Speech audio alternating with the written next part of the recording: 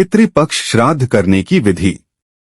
पितृलोक से पृथ्वी लोक पर पितरों के आने का मुख्य कारण उनकी पुत्र पौत्रादि से आशा होती है कि वे उन्हें अपनी यथासंभव शक्ति के अनुसार पिंडदान प्रदान करे। अतएव प्रत्येक सद्गृहस्थ का धर्म है कि स्पष्ट तिथि के अनुसार श्राद्ध अवश्य करे। यदि पितृपक्ष में परिजनों का श्राद्ध नहीं किया गया तो वे श्राप दे देते हैं और ये परिवार के सदस्यों पर अपना प्रभाव छोड़ सकता है, जिससे हानि होनी ही होनी है। अतः इस पक्ष में श्राद्ध अवश्य किया जाना चाहिए। राम राम, हर हर महादेव। अगर आप चैनल पे नए हैं तो सब्सक्राइब कर लें। श्राद्ध में पंचबली की महत्ता। पितृपक्ष में ब्राह्मण भोजन और जल मिश्रित तिल से तर्पण करना उतना ही अनिवार्य पंचबली भी है। पंचबली का नियम कुछ इस प्रकार है। एक थाली के 5 भिन्न भिन्न भाग करके थोड़े थोड़े सभी प्रकार के भोजन को परोसकर हाथ में तिल, अक्षत और पुष्प लेकर संकल्प करते समय निम्न मंत्र का उच्चारण करे। अद्यामुक गोत्र अमुक शर्माह बर्माहण गुप्तोह दासोह अमुक गोत्रस्य मम पितुः मातु आदि वार्षिक श्राद्धे महाल्य श्राद्धे कृतस्य पाकस्य शुद्ध्यर्थं पंचसूनाजनित दोष परिहारार्थं च पंचबलिदान करिष्ये। पंचबली विधि इस प्रकार है। 1 गोबली पत्ते पर ओम सौरभेयः सर्वहिता पवित्रा पुण्यराशः प्रतिगृह्वन्तु मे ग्रासं गावस्त्रैलोक्य मात्र इदं गोभ्यो नमः। इस श्लोक का उच्चारण पश्चिम दिशा की और पुष्प और पत्ते को दिखाकर करे। पंचबली का एक निहित भाग गाय को खिलाएं। 2 श्वानबली पत्ते पर द्वौ श्वानौ श्यामशबलौ वैवस्वत कुलोव ताभ्यामन्न प्रयच्छामि स्यातामेताभिहिंसको इदं श्वभ्या नमः। इस श्लोक का उच्चारण कुत्तों को बलि देने के लिए करे। इस पंचबली के समय कान में जनेऊ डालना अनिवार्य है। 3 काकबली पृथ्वी पर ओम ऐन्द्रवारुण वायव्या याम्यावै नैऋतास्तथा वायसा प्रतिगृह्वन्तु भूमौ पिंडं मयोज्झितम् इदमन्न वायसेभ्यो नमः। इस श्लोक का उच्चारण कौओं को भूमि पर अन्न देने के लिए करे। पंचबली का एक निहित भाग कौओं के लिए छत पर रख दें। 4 देवादिबली पत्ते पर ओम देवा मनुष्याः पशवो वयांसी सिद्धाः सयक्षोर्ग दैत्य संघा प्रेताः पिशाचास्तर्वः समस्ता ये चान्नमिच्छन्ति मया प्रदत्तम इदमन्न देवादिभ्यो नमः। इस श्लोक का उच्चारण देवता आदि के लिए अन्न देने के लिए होता है। पंचबली का एक निहित भाग अग्नि के सपुर्द कर दें। 5 पिपीलिकादिबली पत्ते पर पिलीलिकाः कीट पतंगकाद्या बुभुक्षिता कर्मनिबंधबद्धा तेषा हि तृप्त्यर्थमिदं मयान्न तेभ्यो विसृष्टं सुखिनो भवन्तु इदमन्न पिपीलिकादिभ्यो नमः। इस श्लोक का उच्चारण चींटी आदि को बलि देने के लिए होता है। पंचबली का एक निहित भाग चींटियों के लिए रख दें। पंचबली देने के बाद एक थाल में खाना परोसकर निम्न मंत्र का उच्चारण कर ब्राह्मणों के पैर धोकर सभी व्यंजनों का भोजन कराएं। यत् फलं कपिलादाने कार्तिक्या ज्येष्ठ पुष्करे तत्फलं पांडव श्रेष्ठ विप्राणा पादसेचने। इसके बाद उन्हें अन्न, वस्त्र और द्रव्य दक्षिणा देकर तिलक करके नमस्कार करें। तत्पश्चात नीचे लिखे वाक्य यजमान और ब्राह्मण दोनों बोलें। यजमान शेषान्नेन की कर्तव्यम, अर्थात श्राद्ध में बचे अन्न का क्या करूं, ब्राह्मण इष्टैः सह भोक्तव्यम, अर्थात अपने इष्ट मित्रों के साथ भोजन करें। इसके बाद अपने परिवार वालों के साथ स्वयं भी भोजन करें तथा निम्न मंत्र द्वारा भगवान को नमस्कार करें। प्रमादात कुर्वता कर्म प्रच्यवेताध्वरेषु यत् स्मरणादेव तद्विष्णोः संपूर्ण स्यादिति श्रुतिः। श्राद्ध से जुड़ी कई ऐसी बातें हैं जो बहुत कम लोग जानते हैं, मगर ये बातें श्राद्ध करने से पूर्व जान लेना बहुत जरूरी है, क्योंकि कई बार विधि पूर्वक श्राद्ध न करने से पितृश्राप भी दे देते हैं। आज हम आपको श्राद्ध से जुड़ी कुछ विशेष बातें बता रहे हैं जो इस प्रकार हैं। श्राद्ध कर्म के नियम। 1 श्राद्ध कर्म में गाय का घी, दूध या दही काम में लेना चाहिए। यह ध्यान रखें कि गाय को बच्चा हुए 10 दिन से अधिक हो चुके हैं। 10 दिन के अंदर बछड़े को जन्म देने वाली गाय के दूध का उपयोग श्राद्ध कर्म में नहीं करना चाहिए। 2 श्राद्ध में चांदी के बर्तन का उपयोग व दान पुण्यदायक तो है ही, राक्षसों का नाश करने वाला भी माना गया है। पितरों के लिए चांदी के बर्तन में सिर्फ पानी ही दिए जाएं तो वह अक्षय तृप्तिकारक होता है। पितरों के लिए अर्घ्य, पिंड और भोजन के बर्तन भी चांदी के हों तो और भी श्रेष्ठ माना जाता है।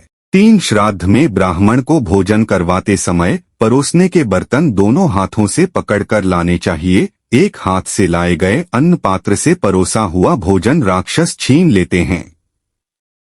4 ब्राह्मण को भोजन मौन रहकर एवं व्यंजनों की प्रशंसा किए बगैर करना चाहिए, क्योंकि पितर तब तक ही भोजन ग्रहण करते हैं जब तक ब्राह्मण मौन रहकर भोजन करें।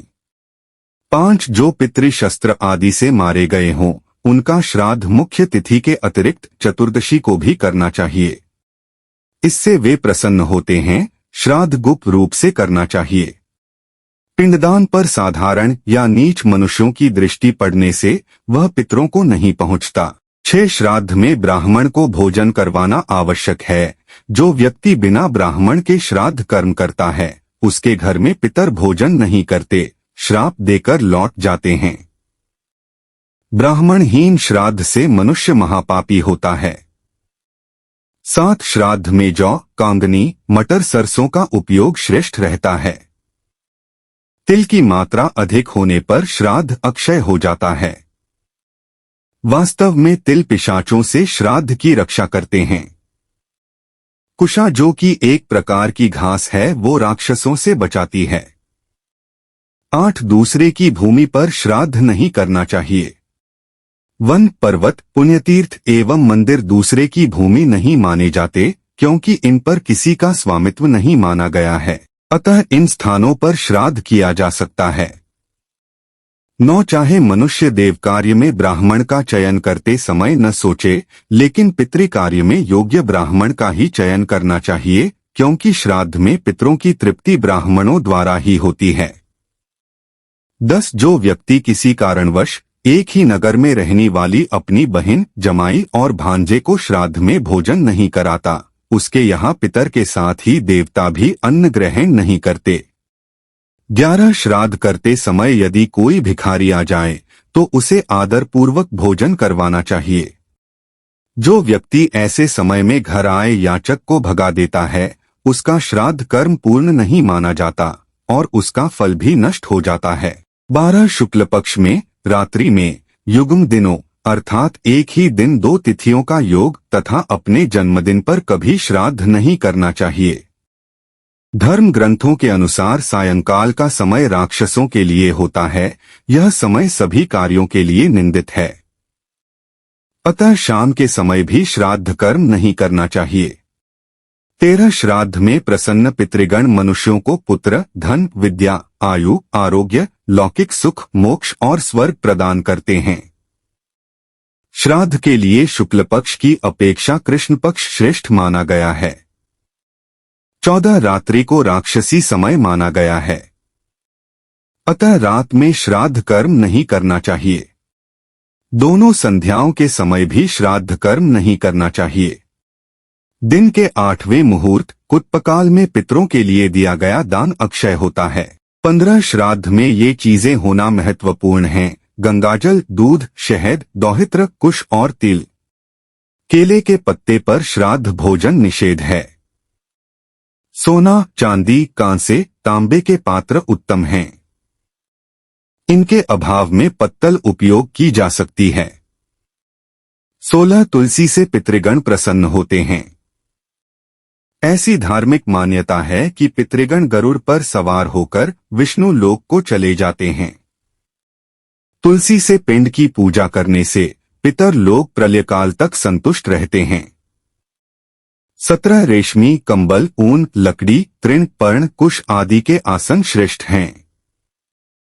आसन में लोहा किसी भी रूप में प्रयुक्त नहीं होना चाहिए। 18 चना, मसूर, उड़द, कुल्थी, सत्तू, मूली, काला जीरा, कचनार, खीरा, काला उड़द, काला नमक, लौकी, बड़ी सरसों, काले सरसों की पत्ती और बासी, अपवित्र फल या अन्न श्राद्ध में निषेध हैं। 19 भविष्य पुराण के अनुसार श्राद्ध 12 प्रकार के होते हैं, जो इस प्रकार हैं: नित्य, नैमित्तिक, काम्य, वृद्धि, सपिंडन, पार्वण, गोष्ठी, शुद्धर्थ, कर्मांग, दैविक, यात्रार्थ, पुष्ट्यर्थ। 20 श्राद्ध के प्रमुख अंग तर्पण। इसमें दूध, तिल, कुशा, पुष्प, गंध मिश्रित जल पितरों को तृप्त करने हेतु दिया जाता है। श्राद्ध पक्ष में इसे नित्य करने का विधान है। भोजन व पिंडदान। पितरों के निमित्त ब्राह्मणों को भोजन दिया जाता है। श्राद्ध करते समय चावल या जौ के पिंड दान भी किए जाते हैं। वस्त्रदान। वस्त्रदान देना श्राद्ध का मुख्य लक्ष्य भी है। दक्षिणा दान। यज्ञ की पत्नी दक्षिणा है। जब तक भोजन कराकर वस्त्र और दक्षिणा नहीं दी जाती, उसका फल नहीं मिलता। 21 श्राद्ध तिथि के पूर्व ही यथाशक्ति विद्वान ब्राह्मणों को भोजन के लिए बुलावा दें। श्राद्ध के दिन भोजन के लिए आए ब्राह्मणों को दक्षिण दिशा में बैठाएं। 22 पितरों की पसंद का भोजन दूध, दही, घी और शहद के साथ अन्न से बनाए गए पकवान जैसे खीर आदि है। इसलिए ब्राह्मणों को ऐसे भोजन कराने का विशेष ध्यान रखें। 23 तैयार भोजन में से गाय, कुत्ता, कौआ, देवता और चींटी के लिए थोड़ा सा भाग निकालें। इसके बाद हाथ जल, अक्षत यानी चावल, चंदन, फूल और तिल लेकर ब्राह्मणों से संकल्प लें।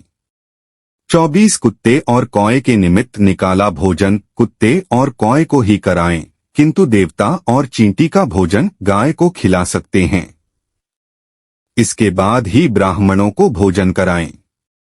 पूरी तृप्ति से भोजन कराने के बाद ब्राह्मणों के मस्तक पर तिलक लगाकर यथाशक्ति कपड़े, अन्न और दक्षिणा दान कर आशीर्वाद पाएं।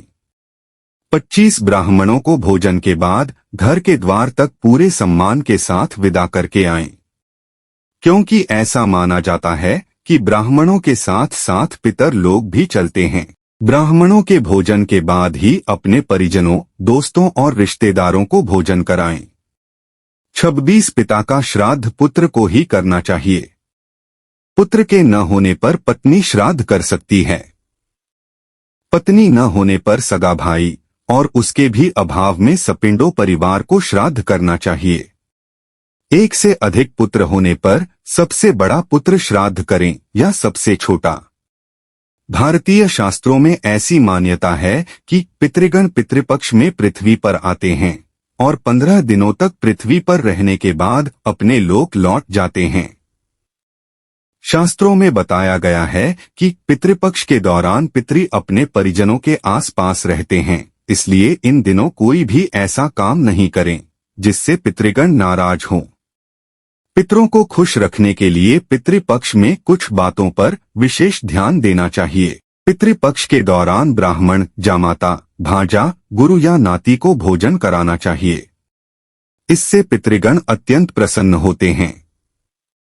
ब्राह्मणों को भोजन करवाते समय भोजन का पात्र दोनों हाथों से पकड़कर लाना चाहिए, अन्यथा भोजन का अंश राक्षस ग्रहण कर लेते हैं, जिससे ब्राह्मणों द्वारा अन्न ग्रहण करने के बावजूद पितृगण भोजन का अंश ग्रहण नहीं करते हैं।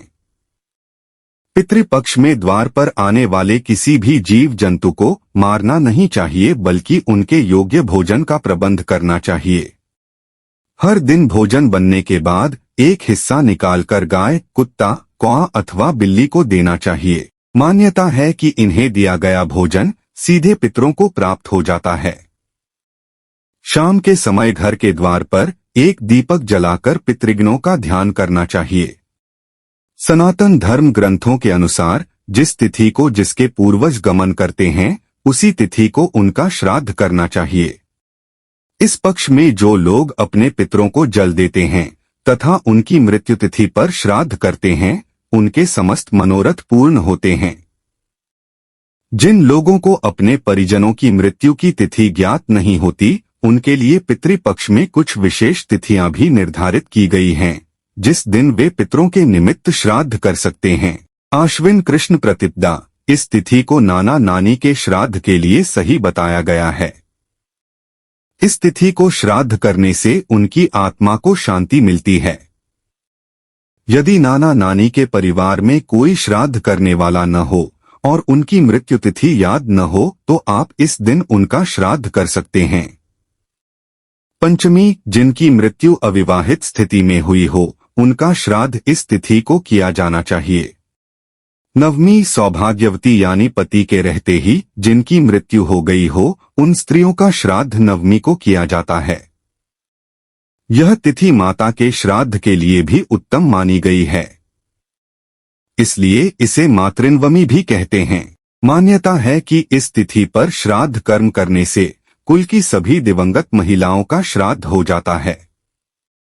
एकादशी और द्वादशी। एकादशी में वैष्णव सन्यासी का श्राद्ध करते हैं, अर्थात इस तिथि को उन लोगों का श्राद्ध किए जाने का विधान है जिन्होंने सन्यास लिया हो। चतुर्दशी। इस तिथि में शस्त्र, आत्महत्या, विष और दुर्घटना यानी जिनकी अकाल मृत्यु हुई हो उनका श्राद्ध किया जाता है, जबकि बच्चों का श्राद्ध कृष्ण पक्ष की त्रयोदशी तिथि को करने के लिए कहा गया है। सर्वपितृ मोक्ष अमावस्या। किसी कारण से पितृपक्ष की अन्य तिथियों पर पितरों का श्राद्ध करने से चूक गए हैं या पितरों की तिथि याद नहीं है, तो इस तिथि पर सभी पितरों का श्राद्ध किया जा सकता है। शास्त्र अनुसार इस दिन श्राद्ध करने से कुल के सभी पितरों का श्राद्ध हो जाता है। यही नहीं, जिनका मरने पर संस्कार नहीं हुआ हो उनका भी अमावस्या तिथि को ही श्राद्ध करना चाहिए। बाकी तो जिनकी जो तिथि हो श्राद्ध पक्ष में उसी तिथि पर श्राद्ध करना चाहिए, यही उचित भी है। पिंडदान करने के लिए सफेद या पीले वस्त्र ही धारण करें। जो इस प्रकार श्राद्धादि कर्म संपन्न करते हैं वे समस्त मनोरथों को प्राप्त करते हैं और अनंत काल तक स्वर्ग का उपभोग करते हैं। विशेष श्राद्ध कर्म करने वालों को निम्न मंत्र 3 बार अवश्य पढ़ना चाहिए। यह मंत्र ब्रह्मा जी द्वारा रचित आयु, आरोग्य, धन, लक्ष्मी प्रदान करने वाला अमृत मंत्र है। देवताभ्यः पितृभ्यश्च महायोगिष्ठ एव च नमः स्वधाय स्वाहाय नित्यमेव भवन्त्युत। वायु पुराण। श्राद्ध सदैव दोपहर के समय ही करें। प्रातः एवं सायंकाल के समय श्राद्ध निषेध कहा गया है। हमारे धर्म ग्रंथों में पितरों को देवताओं के समान संज्ञा दी गई है। सिद्धांत शिरोमणि ग्रंथ के अनुसार चंद्रमा की ऊर्ध्व कक्षा में पितृलोक है, जहां पितृ रहते हैं। पितृलोक को मनुष्य लोक से आंखों द्वारा नहीं देखा जा सकता। जीवात्मा जब इस स्थूल देह से पृथक होती है उस स्थिति को मृत्यु कहते हैं। यह भौतिक शरीर 27 तत्वों के संधान से बना है। स्थूल पंच महाभूतों एवं स्थूल कर्मेंद्रियों को छोड़ने पर अर्थात मृत्यु को प्राप्त हो जाने पर भी 17 तत्वों से बना हुआ सूक्ष्म शरीर विद्यमान रहता है। सनातन मान्यताओं के अनुसार 1 वर्ष तक प्रायः सूक्ष्म जीव को नया शरीर नहीं मिलता। मोहवश वह सूक्ष्म जीव स्वजनों व घर के आसपास भ्रमण करता रहता है। श्राद्ध कार्य के अनुष्ठान से सूक्ष्म जीव को तृप्ति मिलती है, इसीलिए श्राद्ध कर्म किया जाता है। अगर किसी के कुंडली में पितृदोष है और वह इस श्राद्ध पक्ष में अपनी कुंडली के अनुसार उचित निवारण करते हैं तो जीवन की बहुत सी समस्याओं से मुक्ति पा सकते हैं। योग्य ब्राह्मण द्वारा ही श्राद्ध कर्म पूर्ण करवाए जाने चाहिए। ऐसा कुछ भी नहीं है कि इस अनुष्ठान में ब्राह्मणों को जो भोजन खिलाया जाता है वही पदार्थ ज्यों का त्यों उसी आकार, वजन और परिमाण में मृतक पितरों को मिलता है। वास्तव में श्रद्धा पूर्वक श्राद्ध में दिए गए भोजन का सूक्ष्म अंश परिणत होकर उसी अनुपात व मात्रा में प्राणी को मिलता है जिस योनि में वह प्राणी इस समय है। पितृलोक में गया हुआ प्राणी श्राद्ध में दिए हुए अन्न का स्वधा रूप में परिणत भाग को प्राप्त करता है। यदि शुभ कर्म के कारण मरकर पिता देवता बन गया हो तो श्राद्ध में दिया हुआ अन्न उसे अमृत में परिणत होकर देवयोनि में प्राप्त होगा। गंधर्व बन गया हो तो वह अन्न अनेक भोगों के रूप में प्राप्त होता है। पशु बन जाने पर घास के रूप में परिवर्तित होकर उसे तृप्त करता है। यदि नाग योनि में है तो श्राद्ध का अन्न वायु के रूप में तृप्ति देता है। दानव, प्रेत व यक्ष योनि मिलने पर श्राद्ध का अन्न नाना प्रकार के अन्नपान और भोग्य रसादि के रूप में परिणत होकर प्राणी को तृप्त करता है। राम राम। जय श्री कृष्णा। वीडियो अच्छी लगी हो तो प्लीज लाइक एंड शेयर और अगर आप चैनल पे नए हैं तो सब्सक्राइब जरूर कर लें। धन्यवाद।